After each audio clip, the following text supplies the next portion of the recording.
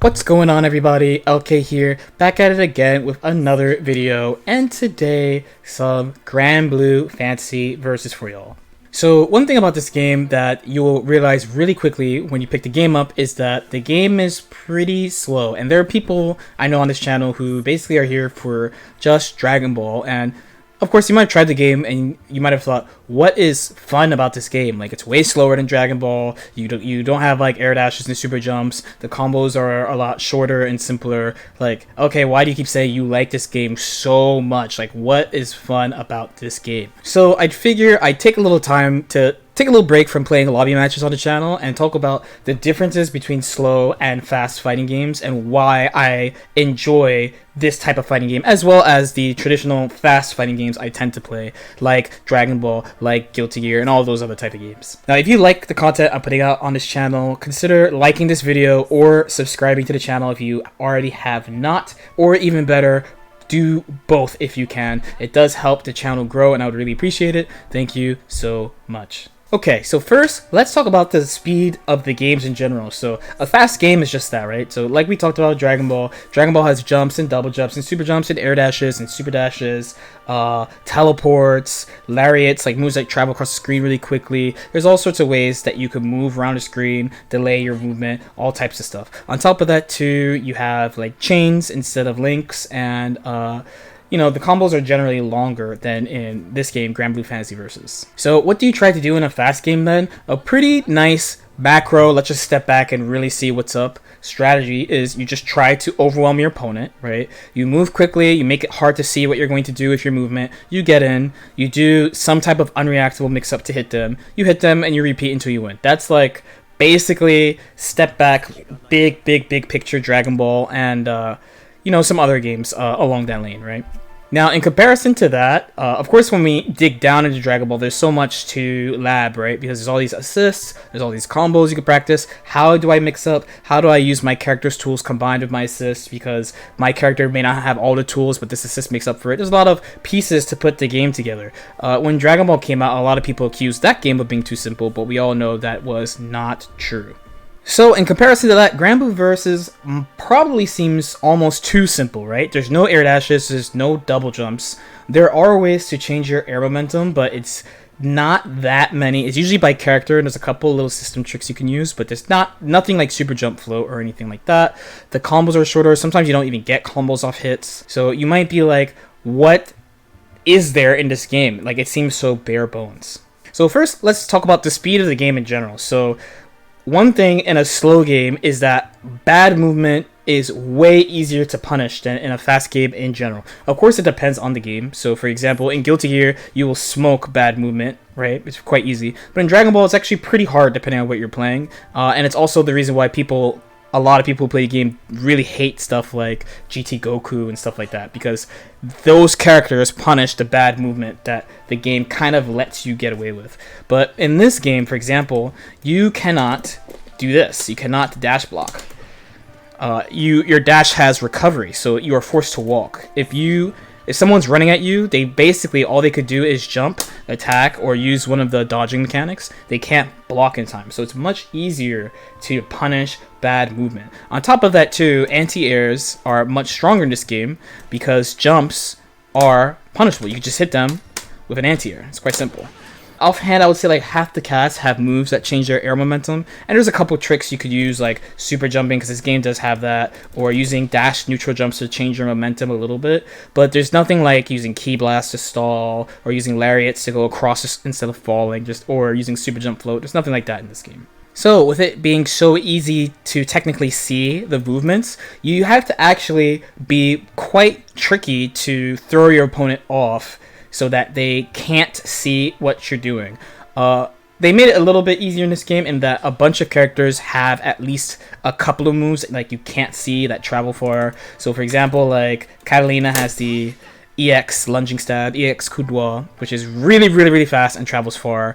But of course I won't have access to it for a little while. If I space it bad, I get punished, etc. And jumping is another thing. So if you're just jumping poorly, you're going to get anti-aired all day. But when we're focusing on playing this range game and, you know, we're moving carefully, we're very careful about taking risks. A jump can actually be pretty hard to see when you're really zoned in like that. So there are a lot of things in this game where your goal is to basically move carefully, get into the position where your character is strong, and then mix in standard tools and things that are kind of hard for your opponent to see to either work your way in or punish them for overextending, for doing something bad or overextending. Now, the offense and defense. So this game doesn't have chains in a traditional sense. It does have auto combos like Dragon Ball and other Arxis games, but unlike Dragon Ball, you can't mash them like anywhere. You have to actually be close and connect. But besides that, there are no chains in that regard, Gatlings if you will. Everything is a link. So the pressure is at a glance pretty simple, but what you're trying to do is, instead of trying to just 50-50 people with high-lows, like block string into Kid Buu assist or something like that, you're trying to hard condition your opponent. So you're trying to see what they like to do and counter it. Now, since high-low is not especially strong in this game, there's only a couple characters who have like legitimate high-low mix-ups, and there's a block button to protect you from cross-ups. For the most part, the way you get your damage on offense is for hitting them with frame traps or hitting them with a strike throw mix-up. The way the throw is made in this game is that the first half of the throw tech window is too fast for you to see, and the second half, the delayed one, where you still take a little bit of damage and the attacker has advantage, you can react to. But there's also a lot of ways to defend against it, so conditioning your opponent is really, really, really important, and there's a lot of direct player interaction in this regard, which I find really, really fun. Of course, in Dragon Ball, your goal overall, you don't have to, but your goal overall is to find some way to do something that is just invisible. So those type of mix-ups, ideally, the defender can't do anything at all, as opposed to this game where the defender pretty much always has something they could do about this, but your goal is to try to be a step ahead and try to get the return. Throw doesn't do that much, but a lot of the things that like if you read their counter to throw, you get a really, really big return. So this idea is always bouncing between the two players. So there's a lot of player interaction in the offense and defense. So once you understand these things, if you pick a simple character, you can pick up this game pretty quickly, which is nice. So it's pretty easy to learn a Dragon Ball character, but you have to learn 3 characters as opposed to just one. So like the initial investment is pretty quick, and you could get to the actual game part, which is of course what you would like to get to. There's also less, let's say, not like hard knowledge checks by the system. Of course, in every game, characters are going to check you all the time, but in this game, it's just the characters. It's not so much the system checking you. Stuff like Super Dash, of course, or like Defensive Vanish are not a thing in this game, so it's just what the character is doing. You need to figure out how to counter it. And probably the last really important thing about the complexity that comes from these simple games is that generally in these type of games, you can't combo all your hits, right? So there are times where I can confirm like this, but there are some times where like I'll poke, but I can't react fast enough because the move might be hard to hit confirm, or I'm not with punishing, so I'm not, let's say I'm Catalina, right? So I'm not trying to necessarily confirm this into a combo. So this type of situation immediately forces a choice on both players on what to do. Now, Dragon Ball is a game where you can always hit confirm all your hits. So once you hit somebody, you're already thinking about, oh, am I going to level 3 them and mix them up? Am I going to slide knockdown and mix them up? This, of course, also applies to like most anime games. Other tag games, like let's say Marvel 3, if you hit them, you're pretty much already thinking about incoming versus their next character because they should die, right? But in a game like this, since you can't hit confirm all the hits, as soon as you hit with something like this or something like this, there's an immediate situation. I am generally minus on hit. Most moves are minus, just slightly minus on hit.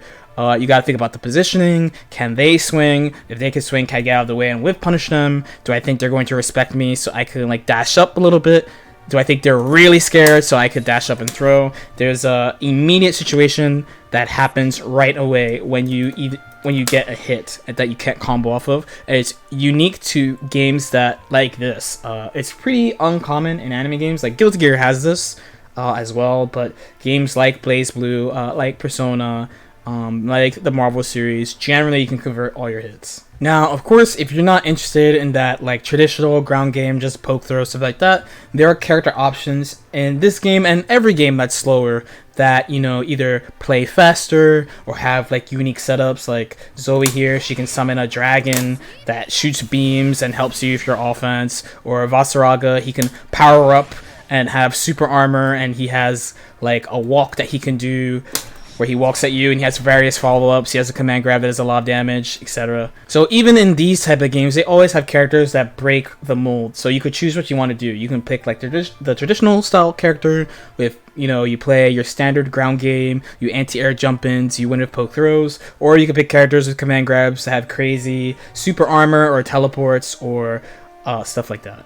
Overall, the main thing I like about this game compared to a faster game is that the direct player interaction, this game is made basically with player interaction in mind. On the one hand, the devs do kind of shoehorn you because of the preventative measures they have in the game, things like the guard button especially. But on the other hand, it does make for a pretty pure experience in not just offense and defense, but also neutral. Again, and like I said before, you can kind of pick your poison. Like, you can play some of the crazier characters like these two, or it's also like Lancelot or something, and then sacrificing something like your traditional neutral game, or you can play your standard ground game characters, and your trade-off is you don't have something like a command grab or good high-low mix-up. Just whatever your taste is and what you want to accomplish in the game. So actually, normally in faster games, I usually think there's kind of like an end game. So for example, in Season 2 Dragon Ball, it would be Snap, Universal Fuzzy, Spirit Bomb, kill the character, right? That type of thing. Or like the Gotenks Adult Gohan Yamcha Season 1 type of thing. Games like this, just because of how they're designed, between like system mechanics to prevent things from happening, and high-low mix-up not being super strong, and not being able to confirm all hits, that type of end game doesn't really happen. So, I just like having a different kind of taste and having the player interactions from playing neutral and offense and defense like that. Of course, in Dragon Ball, I aim to do and I aim to build endgame stuff, but I don't necessarily want to just play only those type of games. Alright, hopefully that makes sense. This question comes up a lot on the stream, actually, but I haven't gotten a chance to make a video about it until now, so hopefully this makes sense to you. As usual, if you have any questions or comments, feel free to leave them in the comment section below. Like and subscribe if you feel like it, and I'll see you next time. Peace out.